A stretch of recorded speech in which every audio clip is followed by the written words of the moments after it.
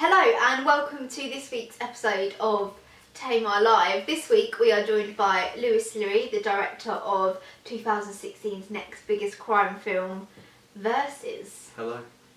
Hello. So let's talk about Versus. What is it? Well, it's a new crime film that is obviously inspired by Heat, obviously. And also other great crime films, and also recent greats such as The Wolf of Wall Street and also Goodfellas. And it's out in 2016, so you should go and watch it. I'm sure I will. So in what ways does your media product use, develop or challenge forms and conventions of real media products? Well, real media products like Heat, which is probably my main sort of inspiration behind it, was it really sort of uses the antagonist versus protagonist, and I've sort of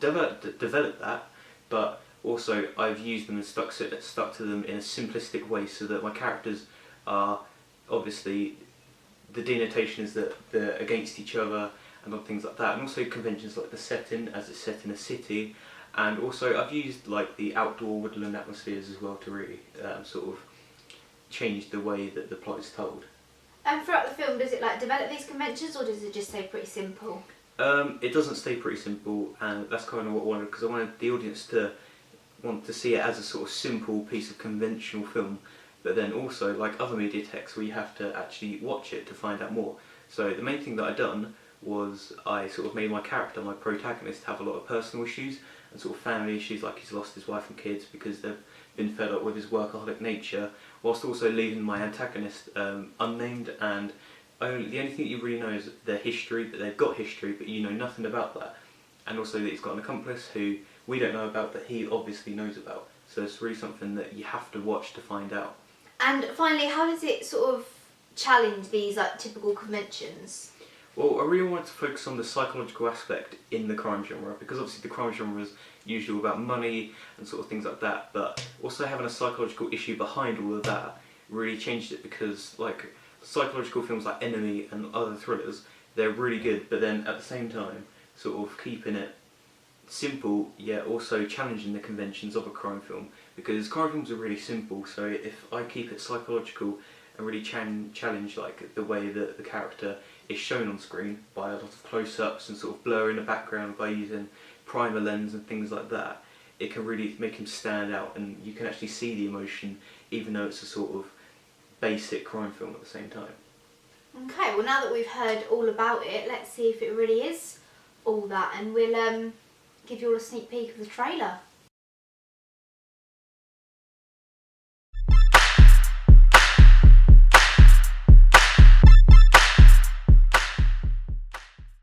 At the start, he was an amateur, new to the crime scene.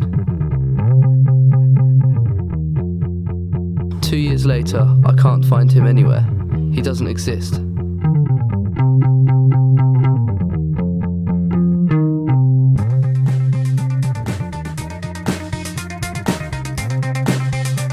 Now he's back, so what makes you think I can catch him?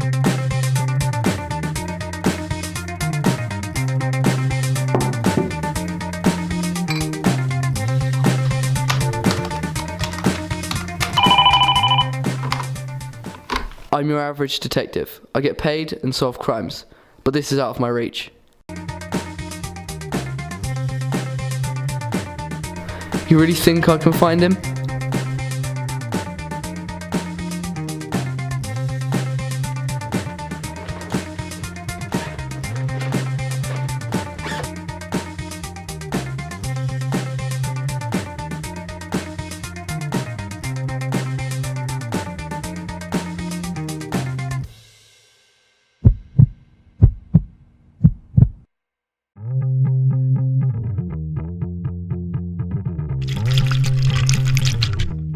There's no leads, no sightings of him. He's a ghost.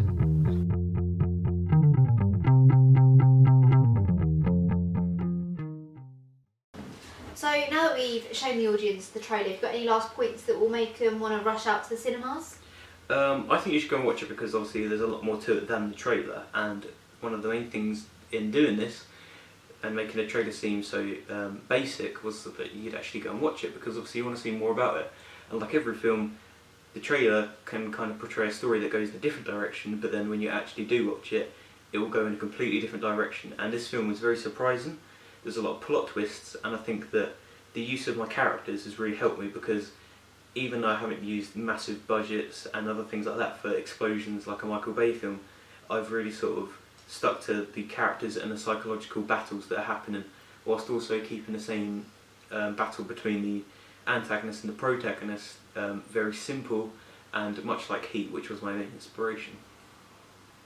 Thank you. So that's it for this week's show. So thank you to my main guest, Lewis Sillery, and yeah, make sure you're all first in line to watch Versus, because now I will be. So, after that interview, I've decided to elaborate on these key points to explain how my film goes beyond the conventional crime film and what makes it so unique and special, and how it uses, develops and challenges the typical conventions of real media films and products of the crime genre. My film uses the conventions that have been set up by great crime films like Taxi Driver, Goodfellas and The Godfather to create a connection between my audience and my film, as all of these films have iconic characters, iconic settings and appealing music. My trailer had to make all of these come together, and for a trailer I needed very quick cuts to make my clips only a few seconds long to make it look like a trailer and work well with the music. I've also had to use a lot of long takes to add suspense and build up worrying signs of tension, but as it was a trailer and I had to cut so many clips short, my trailer had to use both conventions from the crime genre and conventions for a trailer to make it realistic and to make it very understandable for the audience that this is the action that's taking place and it definitely isn't a short film. And it's only when it comes to the characters that I don't completely use the conventions, I mainly challenge them as such and also develop them. I made my music start off with a simplistic, singular beat that helps introduce my main character, as I played my protagonist's voice above them so that my character was mainly non-diegetic when speaking, and this helps work well with the music. As the music plays, then the main character dips in and out of conversation with someone, and this helps build up the penultimate reveal of my antagonist and also makes the music flow and match the scenes that play.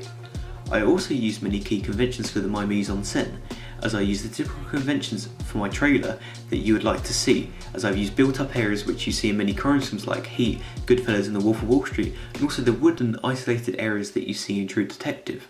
Locations are always conventional, and use them in a realistic way by using the office for my protagonist to be shot in makes it even more gripping and realistic, as you usually see in a typical crime film that the detective will spend most of his time in an office. Camera shots are also needed to be both denotations and connotations, and a conventional shot of a lone hero is that he is dependent on himself and no one else, and he is almost capable of taking down any sort of criminal, just like Travis Bickle, but the connotation is that they're unlikable, strange, distant, and like my protagonist, very, very connected to his work, much like Rust Cohle in True Detective. My editing was very important, as I wanted my trailer to be fast-paced and not to be seen as a 2-minute short film, but rather a preview for a feature-length film, and that's why most shots are incredibly short and they are mismatched, and the colour grading is different to match a different time of day or setting to show a time difference in each clip. I developed conventions that were what I felt would make or break my trailer. I needed to spend a lot of time on my characters, and in doing this I had to show my protagonist in unique ways in the way I edited, created my audio and also set up the scene. When making my characters seem so distant from the audience, I needed to show this for his workspace in his office, which was intentionally messy and very unusual for someone who has such an important job which demands organisation and structure. I also colour graded my clips to show them as either very bright or very dark, so that it connotes that he stays late and gets into work very early, which also helps push the point on my audience that he needs to bring justice to the criminal in order to regain his personal life. I also developed the typical conventions of a detective by making him the polar opposite of someone like Vincent Hanna from Heat, and developing him and changing him from the conventional approach of a detective by making him so immersed in his job that his personal hygiene and poor organisation would suffer as a result.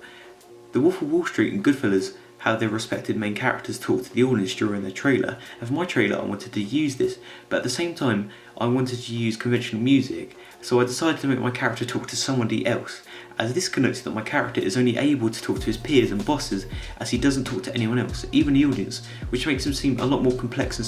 socially inept, which was also inspired by characters like Louis Bloom and Travis Bickle. I also used green screen to help create a double exposure effect, which was inspired by True Detective mainly, and this was to show my audience the ratings that my film had received, but to also show the outline of the film's hero, and which is consumed by the crimes that are taking place. It is literally shaped by these events, as the locations of the crimes that have happened are shown on screen. I edited this on After Effects by keying out the background, so even when my main character was out of shot, I turned the typical convention of showing the film reviews, as seen in trailers like Legend where it talks about Tom Hardy's performance, into a way to show how my character is consumed by his job, and I've done this by using a hidden meaning. As well as adding another dimension with double exposure, I also used a long history and represented the two characters, the protagonist and the antagonist, that have such a huge history, and there's a lot of pressure on the protagonist and the antagonist as they both want to succeed. And doing this, it's rather different because Lieutenant Vincent Hanna and Neil McCauley first meet, and then the rivalry after that unfolds. But then before this, there's obviously events that have taken place that we don't know about, that the audience will then find out about in the real film, and also events that will take place after this. So maybe there's sort of some psychological battle between the two characters as well, which can really help challenge and develop the conventions of typical crime films, as this really develops the convention of the rivalry between two characters, as we've seen rivalries before, for example in Heat, obviously, and this sort of really helps drive along the plot, because when using this, it will show my two characters as they've got a lot more at stake rather than just their reputations and a prison sentence. They've got a lot more, and it's about who can win and who can prevail. I challenge typical conventions set by real films and TV shows in many different ways. For example, my antagonist is based upon a short cameo, and the audience knowledge of what he is like is mainly based on due to how an extremely devoted and talented detective not being able to catch him and talking about him in a manner which is almost as if he's the one thing that shaped his unhappiness and his misfortune after his failure to catch the antagonist. My antagonist receives around 10% of screen time, if that, but it wasn't because I didn't have the time or the ideas. I simply wanted to revolve my trailer around one character talking about another and describing the rivalry and the self-doubt that my protagonist has. And I researched into a lot of films like The Godfather, so I knew how to make an antagonist, but I really wanted to leave it the sort of interpretation of him up to the audience. I even rejected the convention of glamorising my antagonist in the way that Heat does, as Heat was the one film that mainly inspired my trailer the most, and I didn't even want to use the way that it used its antagonist, as I didn't want my antagonist being a watered down version of Neil McCauley, and it's clear that I basically copied it. I wanted to lay down the foundations of what my antagonist is and who he is and what he's being described as, to make him look fearsome and evil without no dialogue, without nothing, so no suit or assault rifles was needed here. I also wanted to make my trailer seem a lot more psychological and a very different crime film, much like a thriller, but not without the sort of gripping and sort of the I've got to Google it straight after this film to understand it. And I didn't want it being too hard to understand on a sort of 15-year-old to 18-year-old audience. It's clear that my protagonist is fed up with his life catching small-time criminals and the mess that his personal life is in, and when his chance to redeem himself from his failures, he is first hesitant, but then when the trailer continues, he is deep into his work, which is he is obviously trying to catch this antagonist.